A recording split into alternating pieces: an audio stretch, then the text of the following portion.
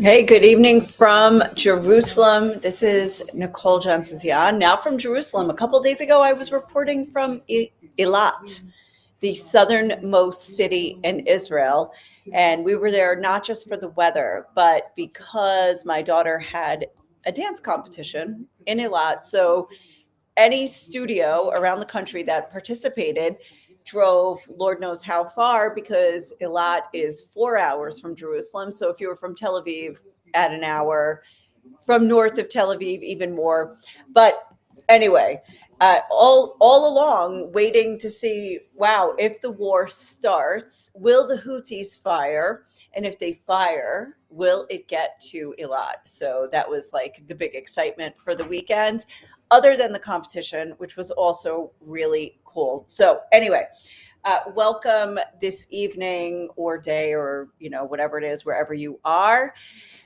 There is a lot of chatter and a lot of hinting that President Trump has had enough and will renew fighting against Iran. Your guess is as good as any, whether that will be in 1 hour, in one day, in 3 days, in 1 week, in a month. Will it be before the World Cup, which is supposed to be hosted in the US? And you don't want to ruin those plans, do you? Will they wait till do they want to get it done by the World Cup, or do they want to have the World Cup first and then have like a nice extended war? Interestingly enough, Lindsey Graham said today that, or yesterday, someday, I read it today, that this time it could be shorter. That not like just precise fighting, not much fighting, just precise fighting could make the next round of conflict quicker. And well, again, anybody's guess. Nobody except, I would say, President Trump knows what exactly is going to happen. Now, we can say that Iran probably will not start the fighting themselves, because they do seem to be at some sort of military disadvantage. So, however, they are certainly not giving in on the points. Trump said that Iran needs to surrender, needs to admit defeat, needs to give up its pursuit of a nuclear weapon.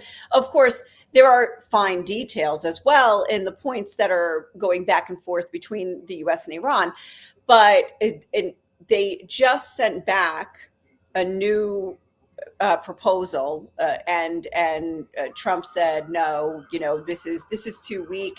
What was the exact words? Insufficient. The offer was insufficient.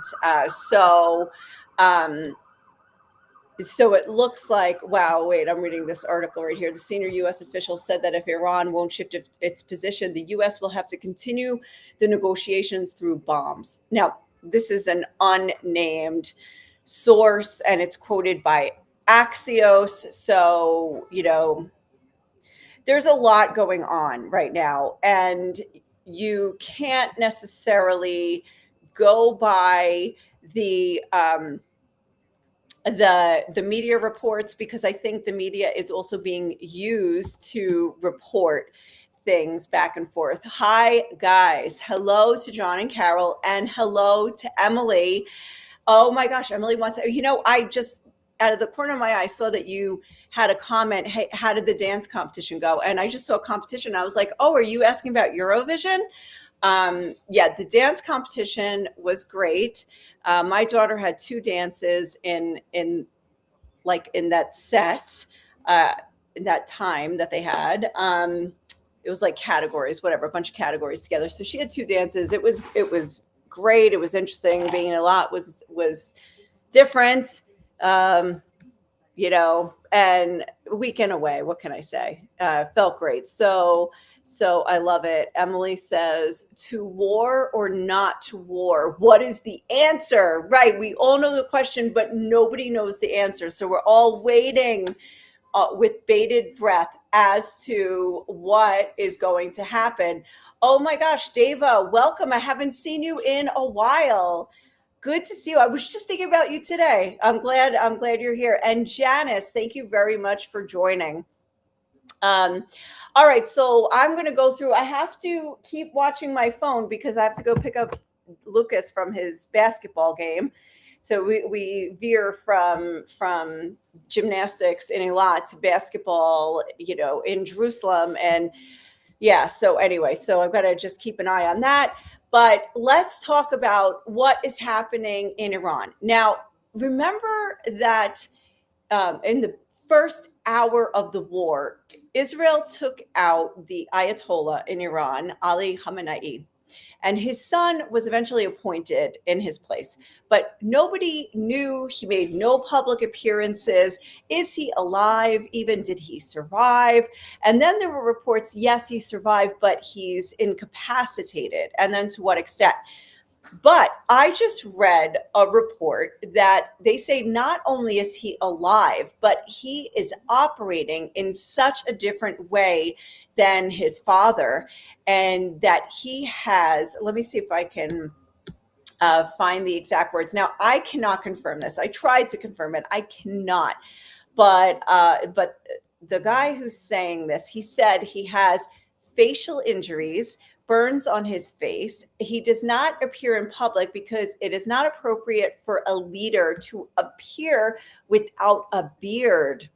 So, if that is the only reason, and he's actually been alive all of this time, so he has, according to this report, problems with his jaw and his neck, and he cannot speak properly. They're trying to perform facial surgery on him, and apparently Israel knows where he is, but it's an extremely fortified place, difficult to reach with ordinary weapons. Now, his leadership, though, is very different. Let me see if I can find. He has, this is what this person says, no religious, legal, or political foundation, that he is just operating. Wait a second. The assaults on his neighbors, all of the blows, the assaults on his neighbors, the orders for Hezbollah, the Iraqi issue, all of those were part of Mojtaba Khamenei's apocalyptic project. This is an issue that endangers lives, endangers generations. It's not an issue of a month, 2 months, a week, or 2 weeks. It's an issue of generations. Generations will be sacrificed for the illusions and thoughts of Mojtaba Khamenei. The greatest danger to the rule and life of Mojtaba Khamenei comes from the people within the government itself and from within the IRGC, the Islamic Revolutionary Guard Corps. Today, the power struggles in Iran have reached a very sensitive stage. And so he says there are power struggles, there are conflicts going on inside the government. Now, in the beginning of the war, I was really trying to find out what is going on in there. By the way, they're still without internet in Iran. Like the people, I mean, the regime's got internet, but it's generally off. So I'm not getting as much information as readily as I used to. I have to really go searching for it. And then when I get a report like this, which is like mind blowing, I have no way to confirm it. Actually, I should call Khosrow, see if he knows anything about this, because he would know. So saying that also this one analyst is saying that he doesn't believe that America wants to overthrow the regime. They want the regime to remain because anyway, but then it goes on and on and on. Now let's talk about what else we know about what else is happening in Iran. Sorry, I'm still reading and absolutely fascinated. But hi, Walter. I just jumped back on the screen and I see that you are here. Thank you very much for joining. Okay, so what else is going on there? In the last couple days, I have seen several reports of news shows in Iran, like on Iranian news, that they are teaching people how to use weapons, like how to use actual rifles. And everybody's wondering, like, well, what is this in preparation for? Like, they're even showing like women like on the streets, like, here's how you use a weapon, here's how you do this, that. They're doing it like on the news show on a nightly basis. So that's a little like some people are saying that it's like they're preparing for a civil war. And then other, I don't know, it's just like, or a scare tactic or whatever. So that is another bizarre and interesting thing that is going on. Now, what's happening here in Israel is basically you've got the government hinting, the IDF, the Israeli military hinting that, or that there is a strike imminent. Now, how are they doing that? By talking about readiness. Netanyahu was supposed to be on trial this week. He was supposed to give testimony this week, and he had it canceled for security reasons. He's had 2 cabinet meetings this week with the small security cabinet, and 2 nights in a row. So there's all of these questions remaining around. There's obviously no clarity, but it is basically the talk on the street, and it's been going on now for weeks since when was the ceasefire exactly? It was April 7th, 8th, 9th, something like that. But ever since then, so it's now been a month and a half that people are saying, oh, if we can go, or if we can do this, like, everything's a little miracle. Like the fact that this competition in Eilat actually happened was like, oh, wow, a miracle. Like up until the moment you thought like it could be canceled, so just be prepared.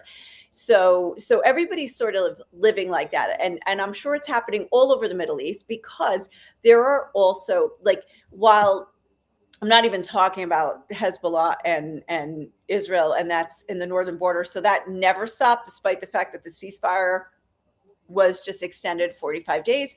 The fighting there has never stopped. Actually, Hezbollah launched something like 200 projectiles, different kinds of drones, rockets, over the weekend. 200. I think there's been 8 Israelis killed, 7 soldiers, and 1 contract worker in the time of this ceasefire.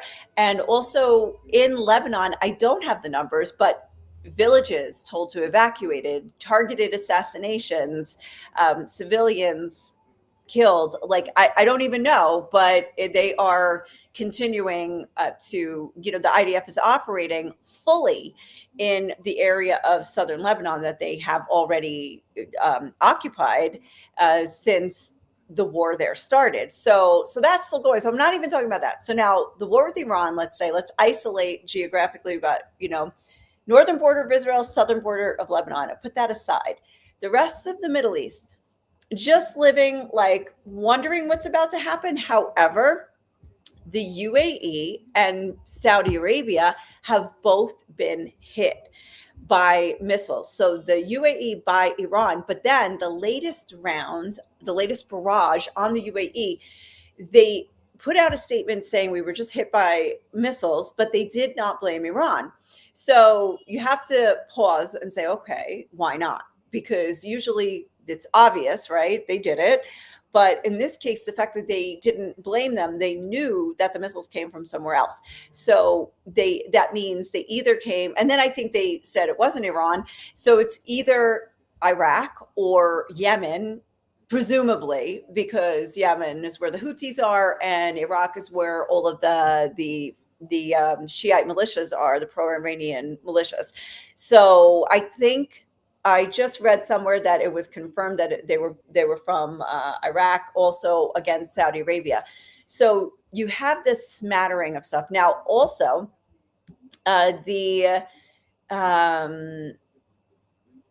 both of them, by the way, said, we have the right to respond. It's a violation of our sovereignty.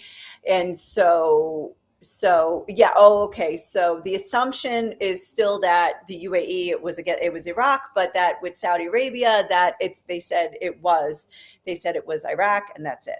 So, and it was three UAVs were launched at Saudi Arabia, and they shot them down. So okay, so as far as the negotiations, it's still back and forth, and the Americans are saying there are significant gaps between the two sides. So they could keep going back and forth forever.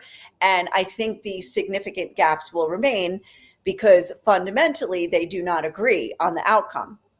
Okay, so there's a lot to talk about. By the way, I don't think I'll get to it tonight about Pakistan.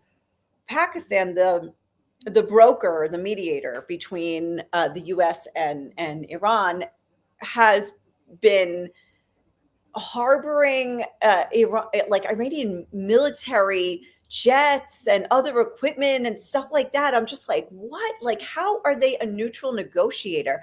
So anyway, that now Karg Island. You guys remember Karg Island? It is an island in the Strait of, well, I don't know if it's Strait of Hormuz exactly, but it's in the Gulf, and it's off of Iran. It's part of their country, but it's like their oil shipping, like they put the tankers out from there or something like that.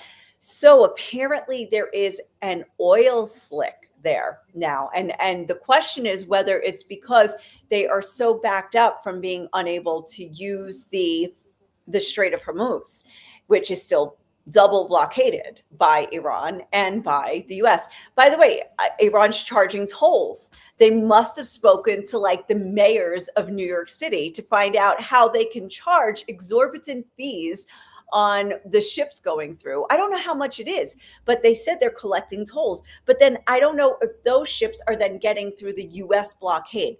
But I just want to show you a little bit about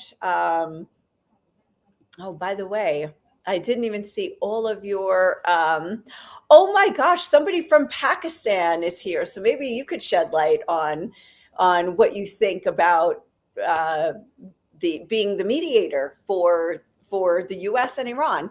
And Walter says everything, it seems like everything remains up in the air. You never know exactly what's going to happen. This is how we live here. We live in uncertainty and unpredictability. Anyway, if Ahsan wants to talk to us about what's happening in Pakistan, leave some comments. That'd be awesome. All right. So I'm going to show you though the oil slick in Karg Island. Oh, don't hurt yourself, Raya. I put the bandit on the second scab, so it now second scab. Wait, how do I do this? That's not what I wanted to do. I wanted to make this bigger. Can I make it bigger? Yes, I can make it bigger. Okay, so let's do this again. Okay. So here's some satellite imagery of that's Karg Island, and what you see in the dotted lines is, I guess, the oil slick.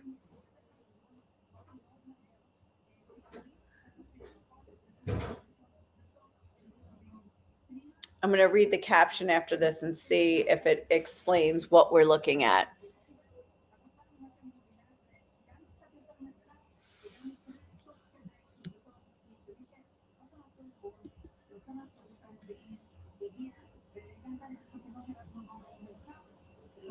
Oh, I think it's repeating itself now. Sorry. I just went through it like twice.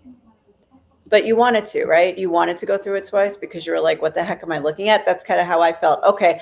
So synthetic aperture radar imagery shows a large surface slick emanating from the waters around Karg Island, Iran's primary crude oil export terminal. That's what I was trying to say. It's an oil export terminal, this whole island. 90% of the country's oil exports. At the time of detection, multiple tankers were simultaneously loading at Karg Island terminal. Okay, so that's what we were looking at on the other side. Okay, it is not yet clear whether the spill originated from a loading operation, a vessel, a sea infrastructure, or the terminal itself. All right, so that's what we have going on in Karg Island. Now, I want to tell you, and I want to say hi to Jerry. And oh, that's not what I meant. That's so funny. Jerry disappeared. Oh, here's Jerry. Wow, my comments just like went from up to down. Very weird things happening on my interface here. They're like repeating some of the comments too. It's so funny. All right, so let me show you a map because it is interesting how countries are already thinking ahead of what to do here. So let's look at Iran. Let's find out what is happening. Strait of Hormuz. Here we go. All right, here's the region in general. Just getting a little look at the region. Big Iran, big Saudi Arabia. But let's zoom in. Let's zoom in a little bit. Here, where's Karg? Karg is like up here, I think. If I zoom, there it is. It says Kark in Persian, I guess. So who knows? Maybe we're all saying it wrong. Okay, so then the ships are going through here, the Strait of Hormuz by Dubai, but now Iran doesn't just want to charge tolls to the ships. They now are saying, what a great idea. Let's charge tolls to any infrastructure that's going in the water, underwater, like fiber optic pipes or whatever. Like they want to charge for anything that's anywhere close to them, that might be in their vicinity. So this is what they're saying. And so all these other countries that depend on the Strait of Hormuz to ship their stuff, what are they saying now? Well, let's take a look. Okay, you see the UAE right here. What is the UAE saying? All right, you know what? Let's go through Qatar. Let's see, maybe Saudi Arabia. Go through, they're going to go up here through Saudi Arabia into Jordan, and then Israel, and then out through Haifa, which is, wow, sorry for all of my little starred places here. Haifa. So straight to the Mediterranean Sea. So let's bypass. And by the way, and then from there, Greece is right across. So Saudi Arabia is saying the same thing. Now, Iran, not to be outdone, what can they do? They could go through Pakistan because Pakistan is their buddy, right? So they're just going to go through there. So everybody's trying to think ahead of how to avoid Iranian tolls, in this case, and make different land, what do you call it? Land routes, land corridors instead of the Strait of Hormuz. And let me see. So Tammy said something, and now I lost the comment. It's like just poof, disappeared. Let's see. Dava says, could they be training the people how to use the guns because they're expecting for someone to supply the weapons for the resistance to rise up against the current Islam regime? Yes, that actually is a great observation. That could totally be the reason that they are concerned and they want to recruit their own people to fight. Now, apparently, President Trump said that he gave weapons to the Kurds and they didn't use them, or they just like tucked them away for use for themselves. Is that true? I don't know. Anyway, I want to say hi to Tammy as well from North Carolina. Thank you so much. Thank you for your prayers. I really appreciate it. And also Kim says, yay, you're live. You're joining 20 minutes late. The funny thing is I thought I was going to be done within 20 minutes because I'm waiting for a call to go pick up my son. But anyway, I'm glad you're here. All right. So that is Iran more or less. And I'm scrolling through my notes, see if there's something else. We did Karg Island. Okay, so just a few other things. I'm trying to. I kept my notes brief as well, so I could keep this brief. Oh my gosh, I don't even have Eurovision on my notes. Can you believe that, guys? Like, do you even want to talk about Eurovision? Like, raise your hand if you're from America and you're like, what are you talking about? Like, that was me 20 plus years ago when I got to the country, and like everybody was stopping for Eurovision. I was like, what is Eurovision? Oh, it's a really cheesy song contest that lasts an entire week, and one show itself is like 4 hours, and depending on your time zone you might be up till 2 in the morning, and that's exactly what happened this week too. Hi We Raya. have to finish Sleepers, by the way. We have to what? Finish Sleepers. Oh yes, we do have to finish that. It's not going to be tonight. Probably not. Anyway, we have a movie. Like, can you imagine a 2 hour movie is taking us 2 weeks to finish? Like, we watched 1 hour and we all passed out on the sofa. Then we watched a half hour and no, 15 minutes. You guys were done after 15 minutes. I continued watching because I was sucked in. Anyway, we still have over an hour to watch. It's like a 2 hour, 15-minute movie from the 90s called Sleepers. Is that it? Yeah.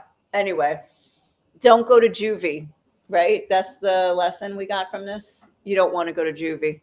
That's not Judy. That was boarding school. That was juvie. That's boarding. Essentially, it was juvie.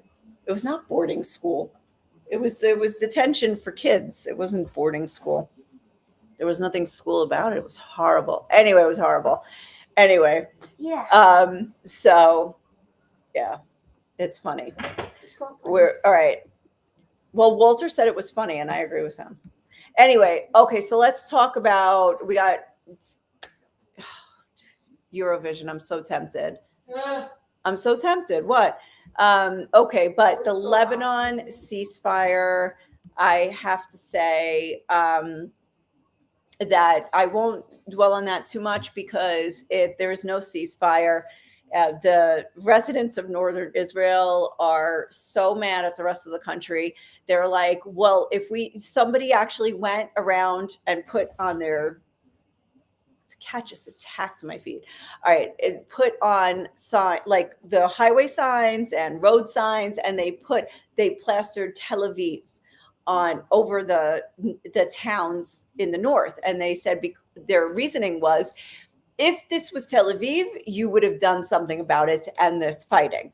But because it's not, you just ignore us, you ignore our problems. I mean, these kids, they're kind of going to school, but it's like not so safe. And they're getting a lot of alerts. So Hezbollah still has capabilities. Now, they started using this cheap but effective drone, which is like on a fiber optic cable, and they're sailing them, a couple 15 kilometers, whatever it is, 10 miles or so. They're able to, they're very deadly just if they hit their target, but they're also, not so reliable. So, excuse me, hold on. So, I'm sorry, I'm just peering at the headlines. Okay, so hey, Raya, can you just message Dad and make sure I haven't missed something about Lucas? That's basketball. He won't answer. Yeah, but he has to tell me to pick up Lucas. Anyway, so all right, so that's what's going on there. They've got these drones, but they have other weapons now. They're small drones which have a limited reach, are still getting into northern Israel. And also their other drones and rockets are getting into northern Israel. But like I said, the Israeli military is also operating fully there, unrestricted, in many villages in southern Lebanon. All right, so that's pretty much what's going on there. The leaders of Lebanon and Israel met again last week. I think on Thursday or Friday in Washington. They agreed to continue talking. So, so far so good for those who are pulling for that, that outcome, that they would have a normalization agreement. It seems that Lebanon, the fact that they show up to this, even while Israel is still attacking the country, though attacking Hezbollah, I think it goes to show that they are in favor of that, of some kind of agreement, because they know that Israel is more capable of stopping Hezbollah than they are. And they have agreed to demilitarize or disarm Hezbollah, but also have admitted that they can't really do that. So anyway, before I switch to the next, I will say, let me get,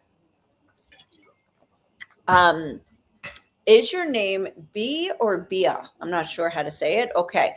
Is it possible to fly to Israel right now? Any restrictions? My friend got detained at the airport and sent back home. Could you explain? Oh my gosh. No, there's not supposed to be restrictions. So I am just wondering why they would get detained. Now, there was also an influencer who got sent back. Like he got to the airport. I don't know his name. I don't know. Like he's some, I think, anti-Israel or pro-Palestinian. I don't know the details. He got in, like I think he came from the U.S. and they let him board the plane. They let him go to Israel because he even put up a statement saying, like, "Do you think I'll get to Israel? Do you think they'll let me in?" And then they let him all the way, and he arrived. And at the airport, they refused him entry, turned him around, put him on a plane back.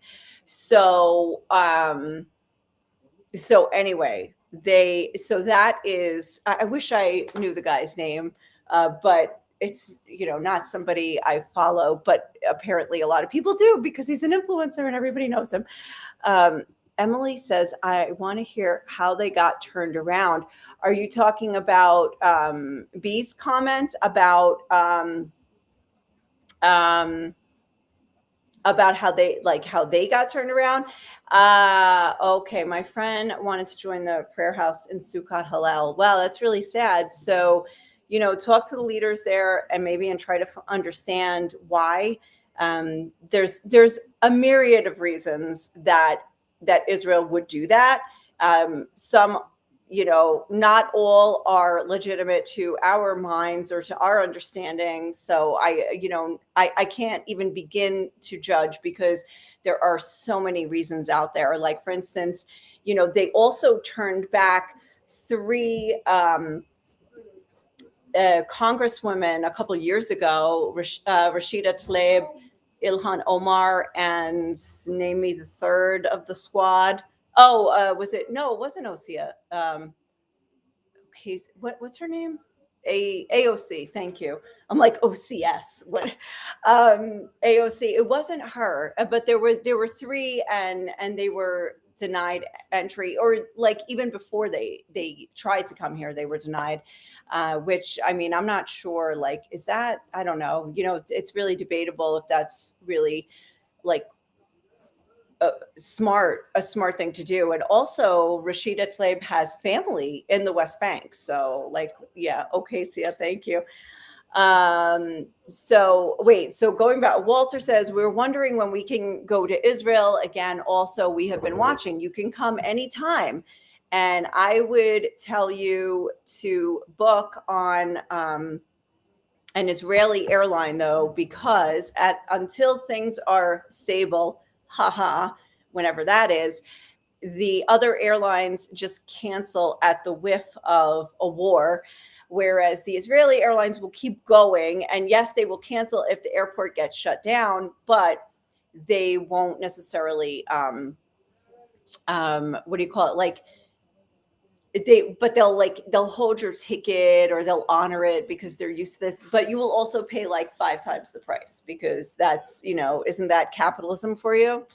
So anyway, it's touch and go. So you can buy tickets right now. You can come right now, and I can't say everything's open, but most of the country is functioning normally. And people are around, and you could do things like, you definitely, like, there's a lot to do. Like, it's only the northern border that is restricted at the moment. So it's just like down here. It's just up there that you have to worry about, and down here and the rest of the country is mostly fine. So you can do it. However, if there's war, then not only will the airport possibly get shut down, then I've got a scary thing to show up. Not only will the airport get shut down, but but there will be nothing to do. Like, if missiles are flying everywhere, there will suddenly be restrictions on gatherings and opening certain sites. So there will be a lot that you cannot do.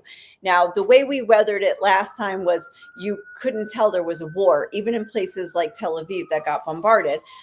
But and you have there, like in Tel Aviv, you have like a minute and a half, and in Jerusalem, you have a minute and a half to respond when there's a siren. In the north, they only ever had 15 seconds. Maybe they have a little bit more now, but I'm just saying that you just have to know there won't be much to do. But if you're just coming here to chill, that's another thing. But if you're coming here to tour, then you cannot do that if there is a war. But you can fly in right now, except, as Kim is noting, American Airlines just canceled her flight through January. Now, I'm just talking about what is going to happen next week. And they canceled through January. They're so ridiculous. I'm sorry. That is just overreacting. All right. So a lot of the budget airlines are coming back. Tammy wants to come and help for 6 to 12 months. Oh, that's cool. You could totally do it. I mean, that's different. That would be like living here. And obviously there's a lot of, volunteer organizations and stuff like that. So there are things that you could definitely find to do. I mean, most likely. Okay. So now let's go to one last topic, is what is happening in Gaza. Oh, wait, we're still on airlines. Emily says Lufthansa is opening up next month. Okay. And I think Wizz Air came back, and another one of the budget airlines. So there are, and what about Delta? What did they say? Like August or something like that, or September. So that kind of also puts a dent in our plans, because we usually like to go to the US to visit family usually in August, because there's not much going on here, but also it's just a good month for us to get away. And I have not even looked at tickets yet, but if we are limited to just to El Al last year, or one of the years, I don't remember, it's all a blur, the last 6 years between COVID and wars. One of the years it was like we could only find tickets on El Al, and it was like $2,500 a person, and we are a family of 5. So wipe out the bank account, do nothing when you get to America, don't shop, don't do anything, just sit there and try not to breathe, because you have no money left, So we didn't go that year. So I'm scared to look. So basically I am not looking yet. Emily says, forget Delta and United, September. Oh my God. Okay. So maybe I'll try to be creative and fly to Athens and then get a GNair to America, a separate flight. I mean, I don't know. I can't even look at this point. It's too early. It's too early to look for flights for August, because in Israel, we cannot plan ahead. We like to live moment to moment. So love it.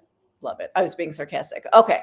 So, which I'm waiting for the moment to moment. Do I go pick up Lucas yet? I don't know. Just wait and see. No times, of course. I hope he won. Poor kid, at least. Okay.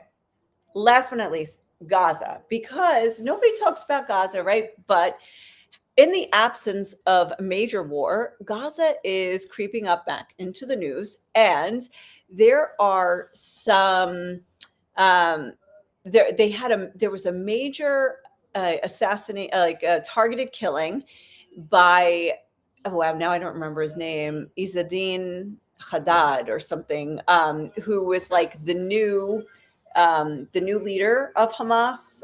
And he was responsible for he helped to mastermind October 7th, and he was responsible for holding some of the hostages. He was actually in charge of the hostage network, so he knew where people were located, and he made orders about the hostages. So he was killed by Israel. Israel there was another targeted killing today, and I don't know who they targeted. I haven't checked. But what's going on in Gaza is there's still there's no rebuilding at the moment, and as everything there seems to be on hold. However, Israel suddenly, I don't know if it's sudden or suddenly we're watching, is getting more aggressive, or they're on offense, not defense so much. And while they had like, I think at some point it was like 47% of the strip, and now they've moved that yellow line to 50%, and now they are approaching 60%. So this is going to raise probably red flags in the international community, but they have a huge buffer zone. We don't hear about soldiers, Israeli soldiers getting killed there. There are Palestinians being killed both by Hamas and the militia wars going on, but also by Israel. Also like there's always civilians that seem to be killed in these other strikes. So anyway, so there is a lot of that still going on now. Not a lot, sorry. It's just been more in the news lately, as opposed to in like when we were focusing on Iran, that it wasn't so much. So I didn't even talk about the Israeli elections. I'm sorry. I just saw like some of the Knesset members are like, oh my gosh, well, you could watch my short video on that, because we don't even know. I don't even know when the vote. It's like they're playing a game and they may not even vote to dissolve the government. So, it's all like politics. And so, all right, so that's about Gaza. And so something else I just wanted to like just throw in there. There are groups of Israelis that are like obsessed with settling land, like whatever land ever mentioned in the Bible connected to Israel, they believe it's theirs right now, no matter what, no matter who's there, it's theirs. And that it's like the West Bank. I'm not even going to get into the West Bank. That's like a powder keg. It's going to explode. It is things are, I will tell you a little bit about it, but there was a group of Israelis, I think 10, that broke through the border, went over the border into Syria yesterday. And they say we're going to what's the word, like Bashan is ours, like the land of Bashan. And so they are like saying like they want to go into Syria and settle. So they want to build a settlement in southern Syria, probably not just southern. They will not be satisfied with just southern, but then the Israeli military has to go and like get them out and bring them back into Israel. But it's crazy. I just want to get to Deva's comment here about the weapon Trump gave to the Kurds. I heard that they were apprehended by a military group in their country instead, and they took them for themselves. Trump felt this could happen. Okay. Yeah. I heard him say something and then I never like followed up. Oh, Tammy, it makes my heart so happy when you speak to my comments as if I can be sitting there in person and fellowship. You know what? If it weren't for your comments, I would feel like I'm talking to a wall anyway. So I have to say, and then I probably wouldn't do this. So I feel like it's your engagement with this entire conversation that makes me want to come back, because like there are some days where it's just like, I should do a live, but I'm like so tired and this kid's melting down. And there's like, if I turn the camera on, you would see piles of laundry that have to be folded. And I should do that instead, right? But then I'm like, oh, but like, I wonder, like, I just got to tell you guys what's happening. We got to talk, So anyway, so thank you. I feel the same. So I appreciate your comments, like literally, like, I think it's a great back and forth. Like, I feel like this isn't a one-way street. This is a community. It's not just me talking. Somebody was like, oh, Nicole, you should have your notes and be more scripted. And I was like, maybe, but then I would never do this. And also I would never, not only would I would just never have the time to script, but then also I would just be doing what I say is you could just watch the TV. Like, you want to see professional and you want to see scripted. That's why you got TV news. So I'm trying to do not that. And so anyway, there you go. So you don't get professional, but you get personal. How's that? I totally made that up right now. Thank you, Deva. And like I said, I missed you too, Deva. So I'm glad you're here. Yeah, for sharing and interacting. That is awesome. Yeah, very awesome. I appreciate it too. And Walter says, yes, it seemed like talk about Gaza has ceased. Yes, it had also here, but now because it's closer here, we hear more about it than you guys do. So when they're starting to talk about it here in the local news, then you know things are really like, well, Iran is like off the front page. Emily says it's better this way. We need on the ground intel, unscripted. That's right, because like then you get the whoops, did I just say that? And it's like having a glass of wine together with each one as we discuss current events. Totally, except tonight I had a shake instead of wine. But yes, I sometimes I used to say like this broadcast being sponsored by gin and tonic or whatever. No, this is water. Can you imagine gin and tonic? Wow, I'm debating if that's good or not. Oh, thank you very much. B says your news are the creative sort. Love it. Yes. I try to do like for the shorts, since anyway you have to keep it short. I do like short, like let's hit one specific topic and try to do it in like a minute or 3 minutes, like up to 3 minutes, like, and just kind of like focus on that one. And then I focus and I don't script, but I do write notes. Otherwise, forget it, all over the place. Like, oh, there's a squirrel. Just kidding. All right. So last but not least, and I keep saying that, but I don't have the call to go get Lucas yet. And I will end with this really, really this time, that the West Bank is the Wild West. We're going to call it the Wild West Bank. Okay. That's it. From now on, the Wild West Bank. Now, there are things going on a daily basis. There is harassment of Palestinians by Israeli settlers. Now, in the past, it has been like a vicious cycle of Palestinian terrorism, settler revenge, Palestinian terrorism for the revenge, and then settler revenge for the terrorism, and then Palestinian revenge for the revenge, and it would just keep going on. Now, we are not hearing of Palestinian attacks so much. We are hearing of Israeli attacks on Palestinians. Now, there are many, many settlers. Most of them are normal people. And so, wow, I'm just seeing one right now, a picture of what's happening there. But there are, like I said, there's many settlers. There's hundreds of thousands of Israelis who have chosen to live in these areas called the settlements, or the Wild West Bank, or Judea Samaria. And most of them are just normal people. However, there are ones who are living there on purpose because they feel like it's their mission from God to settle the lands, but also they are using children, teenagers, young adults who they're moving there to go to seminaries and to live there. And they're people, like, usually from what I have read or heard, they're kids from broken homes, or for whatever reason they're like in boarding schools because they're not functioning well or whatever. Maybe they have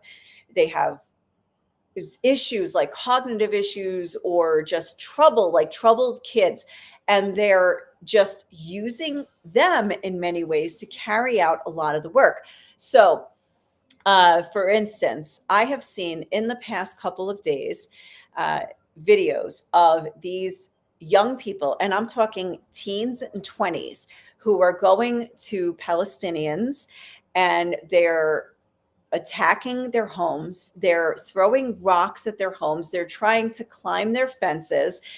I saw a distressing video of one of them beating a dog, of a Palestinian, beating this dog until it was nearly killed.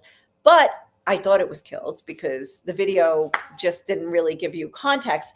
I just saw a news story where they rescued the dog, and there's a vet up in the north who took the dog and like has nursed it back to life. Then yesterday, another video of one of these settlers, one of these kids driving this tractor, like a off-roading thing, um, into a herd of goats and running over some of the goats.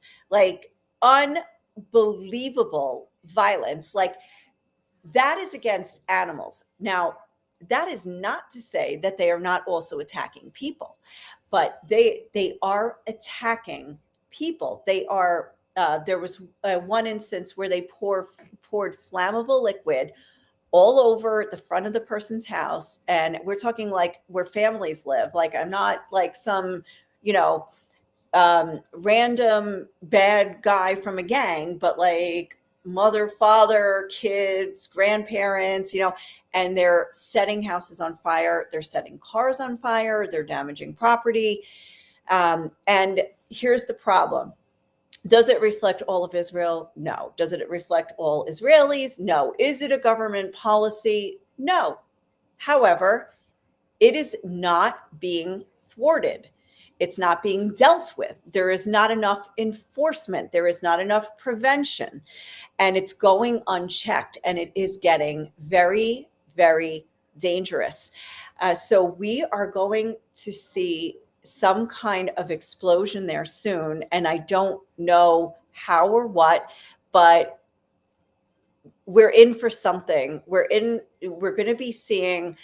You guys probably aren't seeing this news. I'm barely seeing it in the Israeli news. And also I'm seeing it in the Arab news, of course. Like that's where it's getting, you know, the most, where it's really coming out from. I'm following some people on Twitter. Again, these are the platform formerly known as Twitter. These are things I can't always verify myself, but they're coming from credible sources. So, for instance, there's a Christian village called Taibe, and Taibe now is being surrounded by settlers who are building illegal outposts, and they are intimidating the people of this village. So eventually, what is going to happen if you live under intimidation day after day? You're eventually going to move. And that is their goal. It's actually not even to kill them all. It's just to get them to move, because you know what? This is our land. So the more I intimidate you, the more you're going to get sick of it, the more you're going to get scared. Whether it's through fear or frustration, you're going to leave. And then I'm going to get your land. And this is what's happening. So it's a really, really big deal. And this is the thing that I am watching more or less. It's one of the major things that I'm watching. It's a hard thing to talk about because it's like, you know, where did it start? Where, you know, who did what? Yeah. And because it's not then taken care of by the military or the police, then there's no official statement. So you're just going off of he said on Twitter. So it's tough, but it's true. And there are some outlets that report and they do verify for themselves. I would have to go there myself. And at the moment, I'm not getting paid to, so I'm not probably going to do it. But there's also a lot more stuff going on with the Christians. What's happening with Christians? There's a lot of controversy about that. So, but I'm not going to get into that tonight because I promised this was going to be my last bit. And it is. I'm really going to end now. I cannot believe I made it to an hour. But I'm going to respond to Walter. There's a lot of Palestinian protesters in Brooklyn, New York, going around through Jewish communities, harassing Jews, and the New York City mayor allows it. I wish Brooklyn had their own mayor. You know what? Just yesterday, a neighbor of mine showed me a picture of her grandmother standing outside her house in that neighborhood, and her grandmother is a religious Jew, and she saw the protesters walking through. You know, as long as protests are peaceful, well, you can't infringe on freedom of speech, but a lot of these protests are turning violent and they're going through neighborhoods. So that is very intimidating to those people. So yeah, very interesting what's happening over there. Okay. All right, I am done. I'm going to go get ready to go because it's like now it's 9:20 and I do, want to end the day. All right, not just the live, I want to end the day. Anyway, so thank you all for joining. This was awesome. And always feel free to comment because, like I said, it's what keeps me going and motivated. And, I don't want to just hear myself talking. I also want to hear you guys. So thank you very much. This was great. And I will see you next time. So have a good day or good night wherever you are. And cheers.